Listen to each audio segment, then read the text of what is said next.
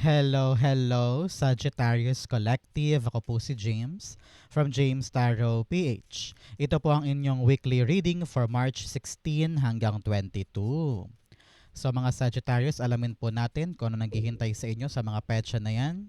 But first, inhale and exhale. Holy Spirit, Spirit Guides, ibigay po natin kay Sagittarius ang mensaheng dapat nilang malaman para sa linggong ito. In your overall energy, meron kang the Page of Wands. In the area of what you need to focus on, meron po kayong the Emperor card. In the area of what you need, meron po kayong the Ten of Swords. In the area of what's affecting your current energy, meron po kayong the Nine of Wands. Sa inyo pong near future, meron po kayong the King of Wands. Beautiful. In your challenge, meron po kayong Page of Swords. Sa inyo pong fortune, the Devil card. Beautiful, beautiful. In your divine messages, meron po kayong the Two of Swords. At ang outcome nyo po for the week, ito po yun. Mamaya sabay-sabay po natin siyang bubuksan sa dulo ng ating reading. But first, mga mahal kong Sagittarius, thank you po muna sa lahat po ng mga hindi nag-i-skip ng ads, sa lahat po ng mga nagla-like, nagko-comment. Nako, super laking tulong yan every time po na meron tayong libreng reading para sa inyo. So thank you po. Continue liking, continue commenting, and continue not skipping the ads. Salamat po. So, in the background of your reading, meron kang the Eight of Wands. Si Eight of Wands, sabi dito ng iyong spirit guides, let's focus sa ating pag-unlad kaysa mag-focus sa mga bagay na hindi nakakatulong sa atin. May darating sa iyong balita ngayong linggong ito, biglaan ito, mabilis ito, and your spirit guides are telling you, wala ka ng chance para pag-isipan pa, parang ganun. Wala ka ng chance para pagmuni-munihan pa or patagalin pa ito. Grab it, take it, dahil hindi sa lahat ng oras darating yung pagkakataon. So, sulitin mo, kunin mo, don't waste the chance. Ito na yung moment mo na ito. Okay? Moment mo na itong bagay na ito, kaya keep pushing forward. Okay? So, in your core energy, meron kang the Page of Wands. Si Page of Wands, yes, something new is coming. Meron kang inaaral, meron kang binubutingting, meron kang tinitignan. Sabi mo, pwede ba sa akin to? Okay ba ako dyan? Sa tingin mo, friend, pasok ba ako doon? Baka kayang-kaya ko naman aralin. Baka pwede ko siyang kunin, pwede kong i-take, pwede kong bilhin, mga ganyan. Kung ano man tong bagong bagay na tinitignan mo, parang apple of your eye, na parang very, very intrigued ka, and nakikita mo yung potential niya, subukan mo lang. No? Maging adventurous ka ngayon, maging experimental ka, sumubok ka ng mga bagong bagay para makita mo kung ano yung swak para sa'yo na maaaring magpaganda or magpasok ng grasya for you. Sabi ko nga, may darating na mabilis na offer or mabilis na biyaya. Ang kailangan mo talaga namang bigyan ito ng chance. Try mo lang, subukan mo lang, and wag mong i-deprive ang sarili mo ng mga pagkakataon. Okay? Clarify natin. Page of Wands being clarified by you have the Four of Pentacles. Okay? Now, handa ka nang mag-let loose. Dati, ingat kang kumilos, ingat kang mag-try. Kapag merong bagong gagawin, sabi mo, ayoko, baka matalo ako. Ayoko, kayo na lang. Pero ngayon, ready ka nang tanggalin yung guard mo, tanggalin yung protection mo sa sarili mo, at handa ka nang sumubok, no? Maganda to para sa'yo. Kasi you are now exploring. You are now trying. And binibigyan mo na ng tsansa na pumasok sa buhay mo yung mga bagong bagay. Sinasabi ko sa'yo, this will open new doors for you. Kaya wag mo na ikulong ang sarili mo sa limitadong pag-guard. Open yourself, try new things, and meron darating na mabilis para sa'yo. Okay? Kayang-kaya mo yan. Wag ka masyado kasing mag-overthink. Wag ka masyadong mag-overanalyze. Gawin mo lang yung kaya mo. Enjoy the journey. Everything will be fine. Okay? So Sagittarius, ano ba yung mga hinihintay mong dumating ngayong linggong ito, 16 to 22? Comment down below, i-manifest na natin yan para dumating na. Okay? In the area of what you need to focus on, meron po kayong the Emperor card. Sabi dito, mag-focus ka sa iyong abilidad. Huwag mo daw na maliitin ang kakayanan mo.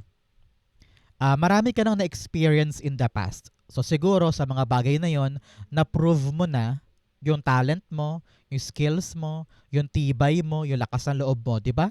So, ano pa ba itong bagay na ito? Kayang-kaya mo to this time. Kayang-kaya mong ulitin yung katapangan mo before. Kayang-kaya mong ulitin yung pagsugal mo dati sa isang aktibidad o sa isang pangarap, di ba? So, do that again. And this time around, alam mo na yung gagawin mo. Mas wais ka na, mas matalino ka na, mas mahusay ka na ngayon. Kaya manalig sa sarili, ilaban mo tong journey na ito kasi kayang-kaya mo siyang ipanalo. Okay? Maging matapang ka ngayon na sumuong and sumubok. Emperor card, clarify natin. You have the Hermit card. Yes, you really need to believe in yourself na kung ano man tong gagawin mo, ito yung sasagot sa iyong mga hinahanap. Ito yung sasagot sa iyong mga tanong tungkol sa iyong life's purpose o life's journey. In the past, marami kang pagkaligaw. Hindi mo alam kung saan ka pupunta, kung ano pa ba ang naghihintay para sa'yo, ano pa ba ang journey ko, no? And you feel so lost before. Parang sobrang naligaw ka dati, nawalan ka ng gana, nawalan ka ng direksyon. Pero ngayon, unti-unting nagliliwanag eh. Dahil nga sabi ko, may darating na mabilis na bagay na kailangan mo talagang yakapin, i-grab. And dito lilino na parang, ay, parang alam ko na yung para sa akin. Parang ito pala yung magbibigay saysay sa akin this time. Sige, ilaban ko. Sige, tatapangan ko na ngayon. Ipupush ko ito. Parang ganon. Okay? So, narinig ko rin dito, answered prayer ito. Matagal mo tong hinanap, darating na ngayon. Okay? In the area of what you need, meron kang the Ten of Swords. Si Ten of Swords, sinasabi dito, bangon.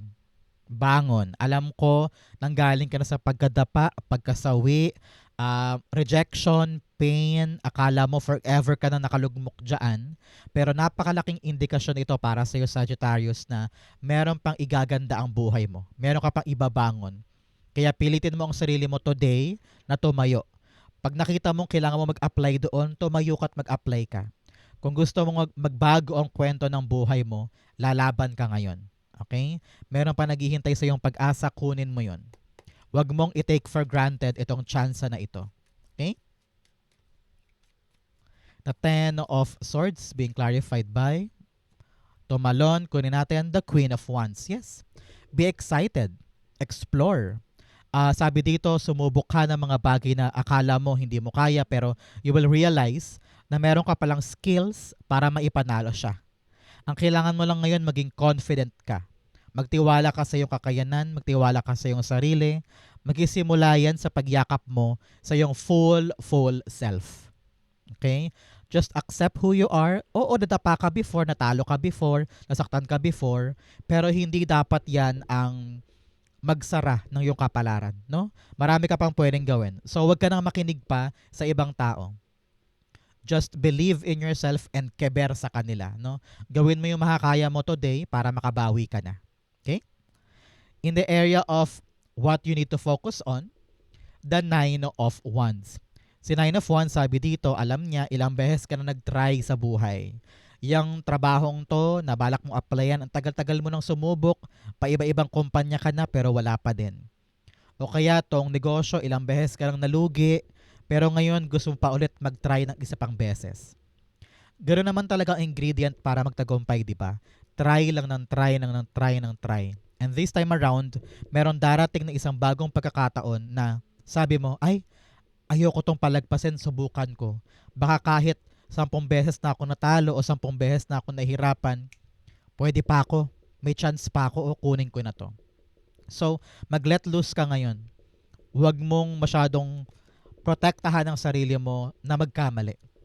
Kasi pag lagi mo daw iniisip na, ay baka matalo ako, lalo mong ginagard ang sarili mo. Lalo kang hindi nakakagalaw. So, let loose, do your best, give it one more chance, one more try, isa pang try, bigyan mo to ng pagkakataon, and then boom, talaga namang good news yan. Okay? Clarify natin. nakita ko dito, parang wala ka namang kasing choice, di ba? Nanggaling ka na sa pagkabagsak, sa pagkalugmok, sa pagkahirap. Tapos may dumating na bago, tatanggihan mo. Di ba? Parang sayang naman. Parang tinatanggihan mo yung grasya ng Diyos, di ba? So kapag nakita mong meron ka pang chance ang bumawi, tumayo ka dyan and be confident. Okay? Nine of Wands. The Six of Pentacles. Yes. Now is the right time for you to give your full effort. No? Kung gusto mong kumubra, dapat handa kang magbigay. Kung gusto mong may anihin, dapat marunong kang magtanim. So ngayon, pinapayuhan ka to give more effort. One more chance, one more bira, one more laban, at makikita mo, masusuklian yan na magandang reward. Okay? Very good ito para sa'yo. Huwag mong kalimutan. Lalaban ka pa, meron ka pang ibubuga, at meron darating na kapalit yung paglaban na yan. At ngayon, aanihin mo na yan. Okay? So, equal give and take ito. Ibigay mo yung kailangan, babalik sa'yo yung kapalit. Okay? In the area of your near future, meron kang the King of Wands. Si King of Wands here, kitang-kita ko dito, you are sitting in your new post. Yung pagbangon mo at pagpasok mo sa isang bagong bagay, here you are, mastering that position or mastering that endeavor. Sitting pretty ka na dito, ninanamnam mo lahat ng pinaghirapan mo at tinatanaw mo yung past, sabi mo, ay, buti pala nilaban ko yun. Buti pala hindi ko sinukuan. Buti pala nagtry ako ng bago ko, hindi wala ko dito ngayon. Nagbabalik tanaw ka at nakita mo na lahat ng yun worth it.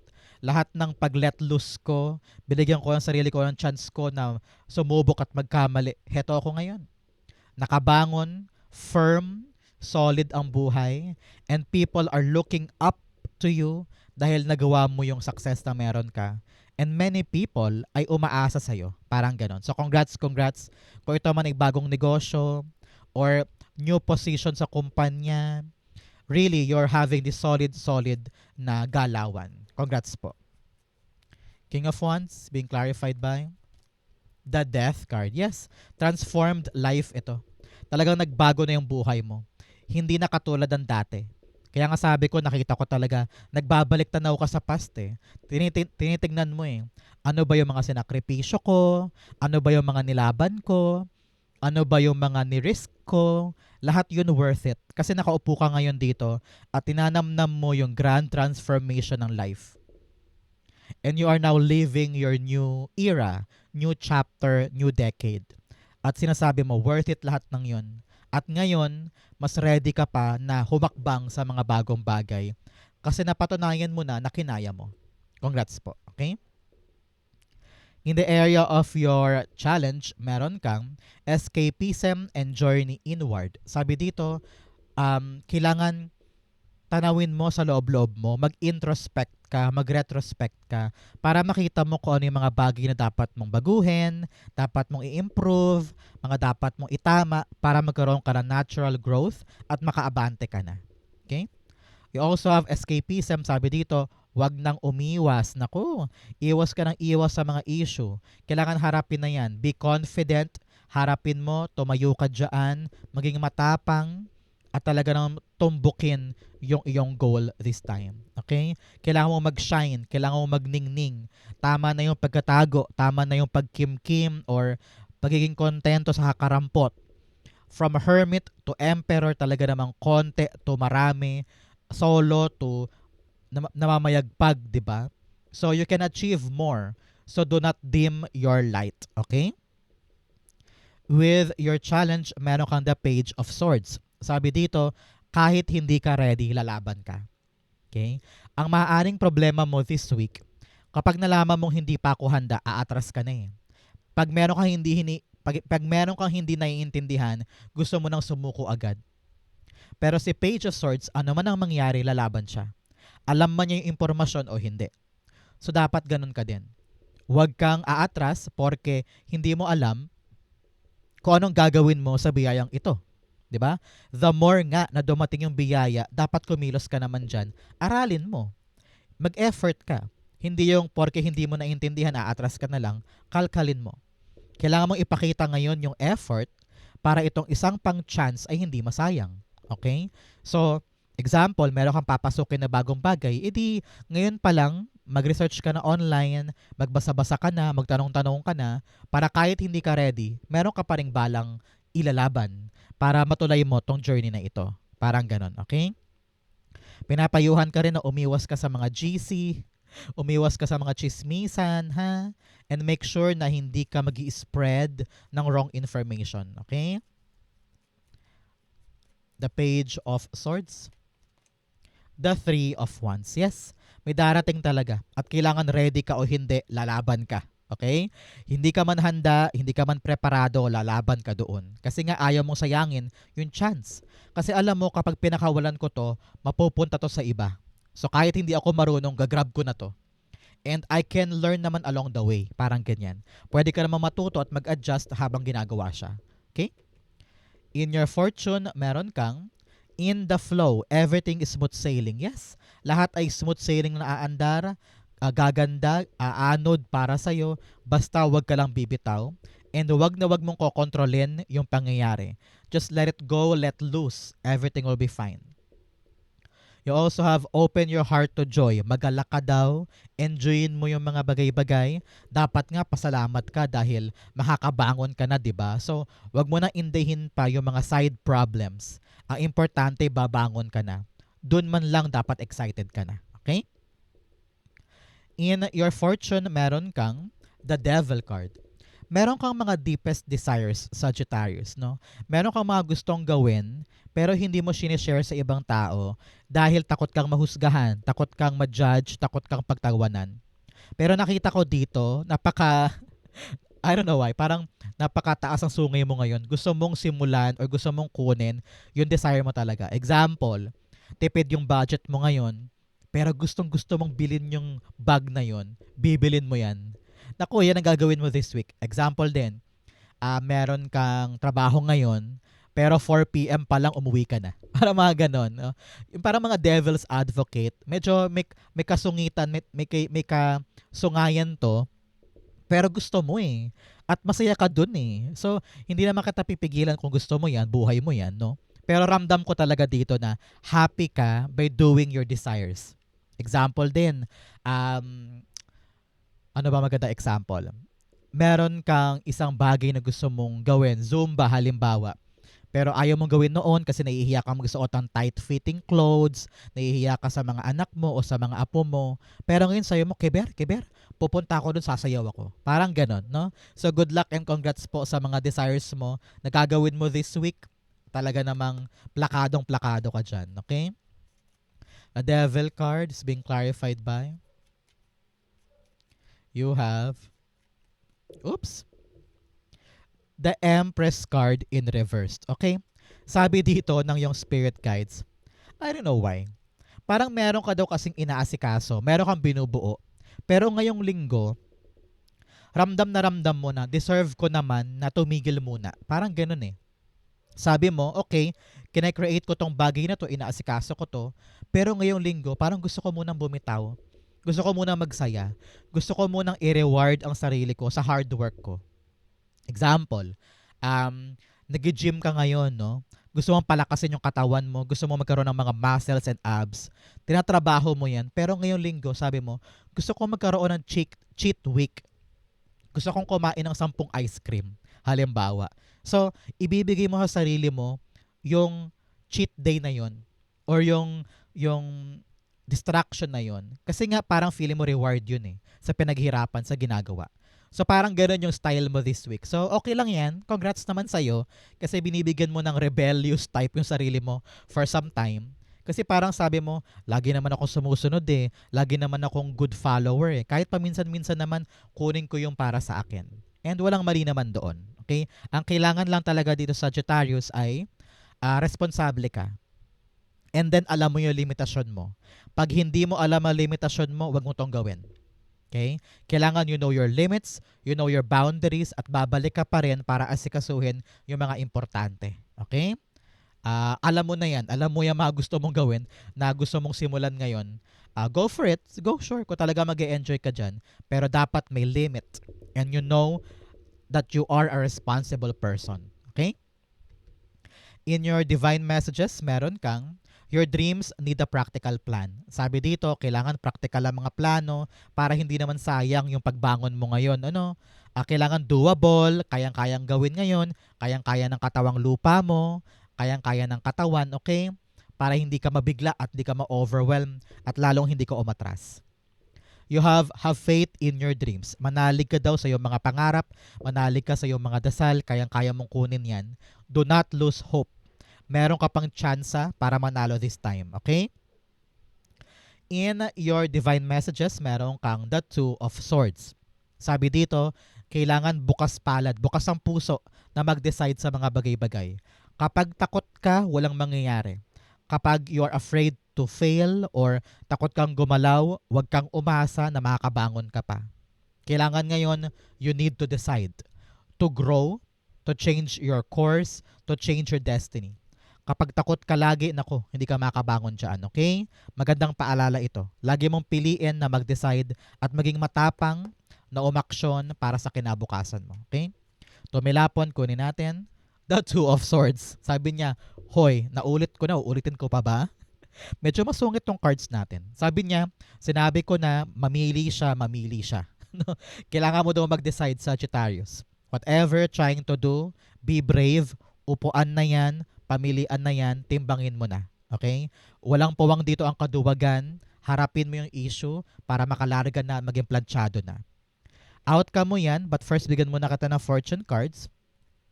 Apple, temptation will test you. Yes, may mga temptation para sa'yo this week. Pero hindi ko siya nakitang masama kasi nasa fortune area. Okay? Kapag nasa fortune area, maganda yan. So, kung ano man tong temptation na ito, nasa iyo yan. Ang kailangan mo maging responsable, alam ang limitasyon. For example, ngayon, diet.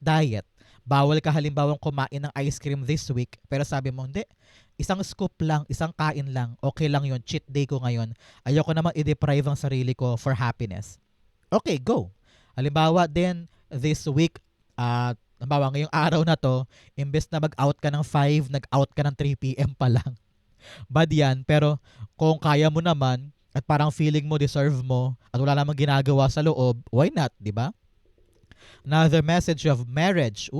Meron daw pong mga dapat pag-usapan sa relasyon or ugnayan this week. Okay? Sa iyong relasyon, sa iyong jowa, sa iyong partner. Make sure na lahat ng issue pinag-uusapan daw. Okay? You also have dog barking advice from a friend. Sabi dito, makinig ka sa payo ng iyong kaibigan. Okay? You have frying pan, trouble, and accusation. Meron daw taong mag-a-accuse sa'yo or chichismisan ka. Kaya nga sabi ko sa'yo, di ba kanina, iwas sa GC, iwas sa mga chismis, iwas ka sa mga kwento-kwento sa paligid. Okay? Kailangan focus ka on yourself. Whatever makes you happy, go there. Huwag mong indahin ang sasabihin ng ibang tao. Yung ibang taong yan, hindi sila nagbabayad ng bills mo, hindi mo naman sila matatakbuhan kapag kailangan mo ng pera, di ba? So, keber sa kanila. Pag-focusan mo lang yung mga tao sa buhay mo na alam mong para sa'yo at alam mong makakatulong sa'yo. Yung others, hayaan mo sila. Okay? Sagittarius, ang iyong March 16 to 22 outcome, the 6 of Wands. Victory, victory, victory. Matagumpay daw itong bagong susubukan mo na sabi mo panahon na para sumubok ako ng mga bagong bagay. Hindi mo to sinukuan, inilaban mo at nag-decide ka to really rise up and be brave this time. Talaga namang victorious ang outcome. Pabor sa'yo yung sagot.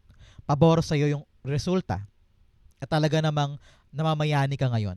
People around you ay talaga namang naiinggit and also hindi makapaniwala na nakuha mo yung tagumpay na ito. So ngayon pa lang, kinocongratulate na kita and namnamin mo itong tagumpay na ito. Pinaghirapan mo yan, pinagsumikapan mo yan, at deserve mo yang ipagbuni. Okay? 6 of Wands.